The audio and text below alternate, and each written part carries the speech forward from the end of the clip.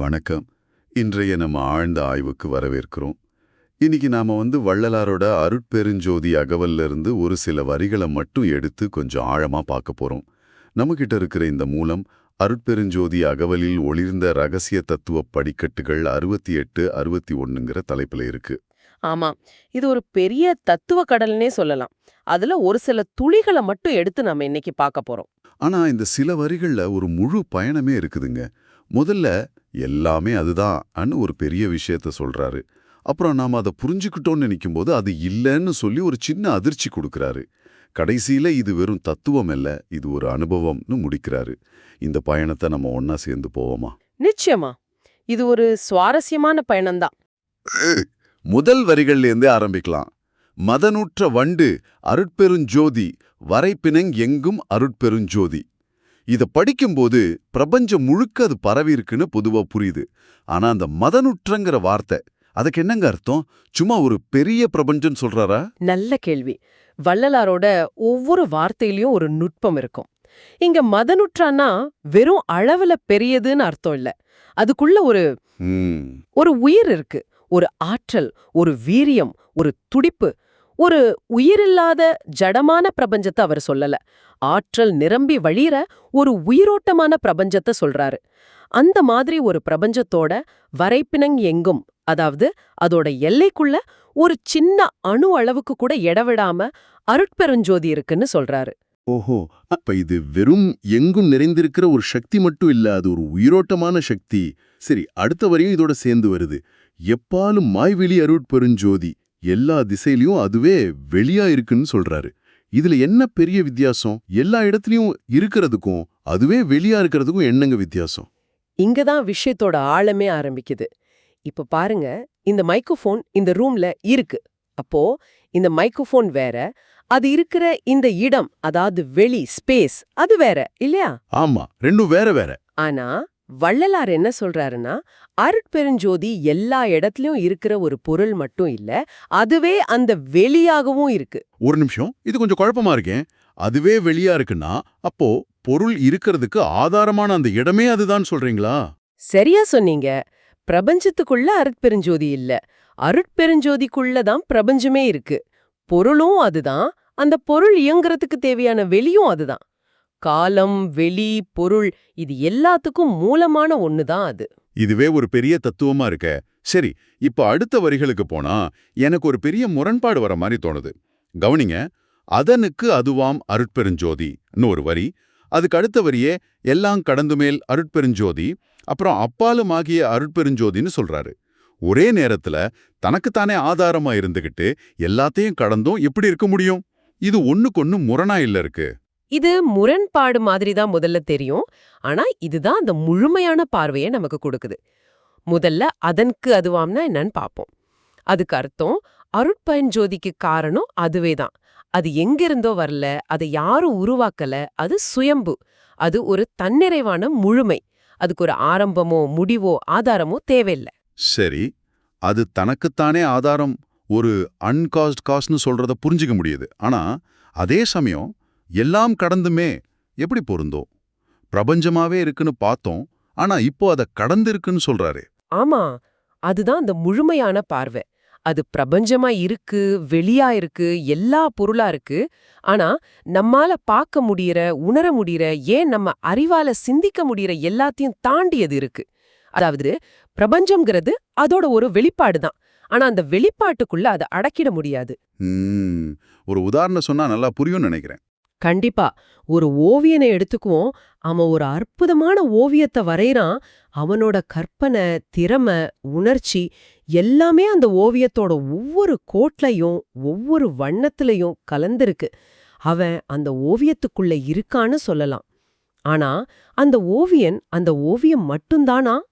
இல்ல, அவன் அந்த ஓவியத்தை விட பெரியவன். அவன் அந்த ஓவியத்தை கடந்தும் இருக்கான். அதே மாதிரிதான் அருட்பெருஞ்சோதி பிரபஞ்சமா வெளிப்பட்டாலும் அது பிரபந்தத்தை விட பெரியது, அத கடந்து நிக்குது. அதனாலதான் எல்லாம் கடந்து மேல்னு சொல்றாரு. இன்னும் ஒரு படி மேல போய் அப்பாலுமாக்கிய, அதாவது அந்த கடந்த நிலைக்கும் அப்பால அது இருக்குன்னு சொல்றாரு. ஓ, உள்ளேயும் இருப்பது, கடந்தும் நிற்பது. இப்போ தெளிவா புரியுது. சரி, அடுத்த வரிகள் அதோட செயல்பாட்டை பற்றி பேசுதுன்னு நினைக்கிறேன். வல்லதாய் எல்லாம் அருட்பெருஞ்சோதி ஆகியெல்லாமும் அருட்பெருஞ்சோதி. எனக்கு வல்லதாய் ஆகி இது ரெண்டுமே எல்லாமா இருக்கிறதுன்னு ஒரே மாதிரி தான் தோணுது. வள்ளலார் சும்மா கவிதைக்காக ஒரே விஷயத்தை 2 தடவை சொல்றாரா, இல்ல இதுல ஏதாச்சும் முக்கியமான வித்தியாசம் இருக்கா? இல்லவே இல்ல. வள்ளலார்கிட்ட அப்படி ஒரு வார்த்தையை கூட வீணா பார்க்க முடியாது. இதுல மிக நுட்பமான ரொம்ப ஆழமான ஒரு வேறுபாடு இருக்கு. வல்லதா எல்லாம்னா எல்லாத்தையும் செய்யக்கூடிய ஒரு ஆற்றலா, ஒரு திறனா, ஒரு மூல சக்தியா இருக்குன்னு அர்த்தம். இன்னும் வெளிப்படாத ஒரு நிலை. அறிவியல்ல சொல்ற மாதிரி ஒரு பொட்டென்ஷியல் எனர்ஜி. ஓ, அப்போ இன்னும் உருவாகாத, ஆனா உருவாகிறதுக்கான எல்லா சக்தியும் இருக்கிற ஒரு நிலை. அப்போ ஆகி எல்லாமும்னா? அதுதான் வெளிப்பட்ட யதார்த்தம். Manifested reality. அந்த மூல ஆற்றலே இந்த பிரபஞ்சமா, கோள்களா, நட்சத்திரங்களா, மரங்களா, மனிதர்களா, எல்லா உயிர்களாகவும் எல்லா பொருட்களாகவும் ஆகி இருக்கு. வெளிப்பட்டு நிக்கிது. அப்போ சுருக்கமா சொன்னா அதுவே காரணம், அதுவே காரியம். சரியா சொன்னீங்க. விதையும் அதுதான், அந்த விதையிலேந்து வர்ற மரமும் அதுதான். இந்த 2 நிலையையும் ஒரே இடத்துல சொல்றதுதான் வள்ளலாரோட தனித்துவம். ஓகே, இதுவரையிலான சித்திரம் தெளிவா இருக்கு. அதுவே சக்தி, அதுவே பிரபஞ்சமா இருக்கு. ஆனா இப்போ வள்ளலார் நம்ம கட்டின இந்த மொத்த கோட்டையும் ஒரே ஒரு வார்த்தையில உடைக்கிற மாதிரி ஒரு வரிய சொல்றார். அல்லதாய் விளங்கும் அருட்பெருஞ்சோதி. என்ன இது? எல்லாம் அதுவேதான் சொல்லிட்டு இப்போ அது அல்லாததாக இருக்குன்னு சொன்னா என்ன அர்த்தம்? இதுக்கு முன்னாடி சொன்ன எல்லாத்துக்கும் இது எதிரா இல்ல இருக்கு. ஆமா, இந்த வரிதான் நிறைய பேரை குழப்பும். தத்துவத்தோட உச்சத்துக்கே நம்மள கூட்டிட்டு போற வரி இது. குழப்பம் வர்றது ரொம்ப இயல்பு. ஆனா இதுல முரண்பாடு இல்ல, ஒரு ஆழமான உண்மை இருக்கு. அருட்பெருஞ்சோதி எல்லா பொருளாகவும் ஆகி இருந்தாலும், நீங்க எந்த ஒரு பொருளை மட்டும் சுட்டிக்காட்டி இதுதான் அருட்பெருஞ்சோதின்னு ஒரு வரையறைக்குள்ள கொண்டு வந்துட முடியாதுன்னு சொல்றாரு. இன்னும் கொஞ்சம் விளக்கமா சொல்லுங்களேன், ஒரு உதாரணத்தோட. சொல்றேன். தங்கம் இருக்கு இல்லையா? இருக்கு. அந்த தங்கத்தை வச்சு வளையல் செய்யலாம், சங்கிலி செய்யலாம், மோதிரம் செய்யலாம். இப்போ நீங்க வளையல கையில எடுத்துக்கிட்டு இது தங்கம்னு சொல்லலாம். அது சரிதான், அதுல தப்பில்ல. ஆனா தங்கம்னா இந்த வளையல் மட்டும்தானே சொல்ல முடியுமா? முடியாது. ஏன்னா தங்கம் சங்கிலியாவும் இருக்கு, மோதிரமாவும் இருக்கு. சரியா சொன்னீங்க. தங்கத்தோட முழுமையான தன்மை அந்த வளையலுக்குள்ள மட்டும் அடங்கிடாது. அதுபோல அருட்பெருஞ்சோதி இந்த மலையா, இந்த நதியா வெளிப்பட்டிருந்தாலும் அது மலையோட தன்மைக்குள்ள அடங்கிடாது, நதியோட தன்மைக்குள்ள அடங்கிடாது. அது அந்த பொருளா இருந்தாலும் அந்த பொருளோட வரையறைய கடந்த அது அல்லாத ஒன்றாகவும் இருக்கு. அடடா, அதுவாகவும் இருந்து அது அல்லாததாகவும் இருப்பது. இது உண்மையிலே ஒரு ஆழமான புரிதல் தான். ஒரு குறிப்பிட்ட வடிவத்துக்குள்ள அதை சிறைப்பிடிக்க முடியாதுன்னு சொல்றாரு. சரி, இதுவரைக்கும் நம்ம பார்த்த இந்த விவாதத்தை ஒரு முடிவுக்கு கொண்டு வர்ற மாதிரி கடைசி சில வரிகள் இருக்கு.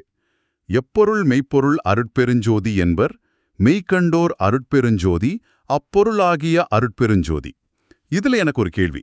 இதுவரைக்கும் அவரே விளக்கிட்டு வந்தவர் திடீர்னு என்பர் மெய்கண்டோர்னு மத்தவங்களை எதுக்கு இங்க கொண்டு வரார்? இது அவருடைய வாதத்தை பலவீனப்படுத்தாதா? ரொம்ப முக்கியமான கேள்வி இது. இது வாதத்தை பலவீனப்படுத்தல, பலப்படுத்துது.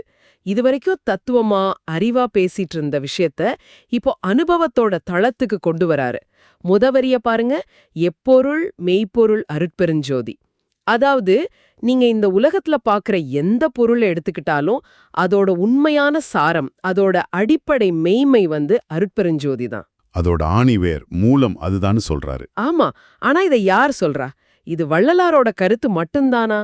இல்ல, அதனாலதான் அடுத்த வரியில தெளிவுபடுத்துறாரு. என்பர் மெய்கண்டோர் அருட்பெருஞ்சோதி. மிகச்சரி. இதை ஏதோ தர்க்கம் பண்றவங்களோ புத்தகத்தை படிச்சவங்களோ சொல்லலையாம். மெய்கண்டோர், உண்மையை நேரடியாக உணர்ந்தவங்க, அனுபவிச்சவங்க, ஞானிகள் சொல்றாங்க. அப்போ இது வெறும் அறிவு சார்ந்த ஒரு முடிவில்ல, இது ஒரு அனுபவ உண்மை. ஓ, அப்போ இது தியரி இல்ல, பிராக்டிக்கலா உணர்ந்த உண்மைன்னு ஆணித்தரமா சொல்றார். கரெக்ட். ஒருத்தர் மாம்பழம் ஜோன்கோன்னு ஒரு கட்டுரை எழுதலாம். ஆனா மாம்பழத்தை சாப்பிட்டு பார்த்தவர் மாம்பழம் இனிக்கோன்னு சொல்றதுக்கும் அதுக்கும் வித்தியாசம் இருக்கு இல்லையா? அந்த மாதிரி. சரிதான். அப்போ அந்த கடைசி வரி அப்பொருளாகிய அருட்பெருஞ்சோதிங்கிறதுக்கு என்ன அர்த்தம்? அது ஒரு முத்தாய்ப்பு மாதிரி இருக்கே. அதுதான் உச்சக்கட்ட நிலை.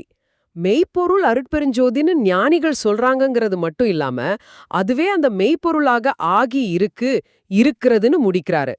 Being that substance. அது ஒரு கருத்தோ ஒரு நம்பிக்கையோ மட்டும் இல்ல, அதுவே தான் நிதர்சனம்.